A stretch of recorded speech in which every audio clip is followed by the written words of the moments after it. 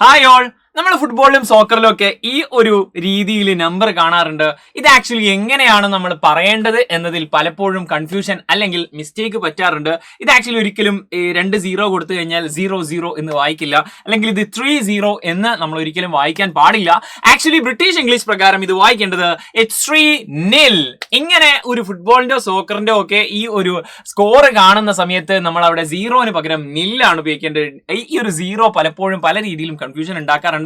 അതിന്റെ പല വേർഷൻ ആണ് നമ്മൾ ഈ ഒരു വീഡിയോയിൽ പറയാൻ പോകുന്നത്. നമുക്ക് നോക്കാം. അപ്പൊ ഇനി അടുത്തൊന്ന് പറയുന്ന സമയത്ത് നമ്മൾ ടെലിഫോൺ നമ്പേഴ്സ് പറയുന്ന സമയത്ത് അവിടെ 0ക്ക് പകരം നമ്മൾ O എന്നാണ് പറയേണ്ടത്. ആക്ച്വലി ഇത് പറഞ്ഞു നോക്കുകയാണെങ്കിൽ 9876098067 ഇങ്ങനെയാണ് ജസ്റ്റ് പറയേണ്ടത്. നിങ്ങൾ ജസ്റ്റ് ഇതൊന്ന് ട്രൈ ഔട്ട് ചെയ്ത് നോക്കുക.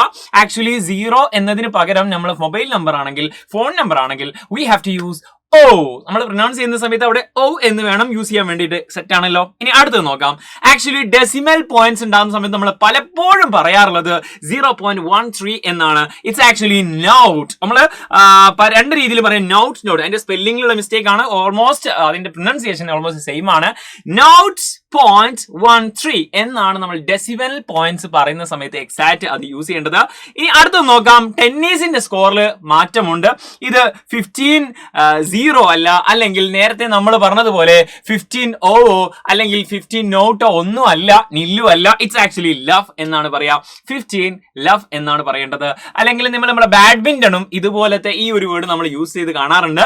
ഇതൊക്കെ ആക്ച്വലി മെയിൻലി ബ്രിട്ടീഷ് ഇംഗ്ലീഷിലാണ്.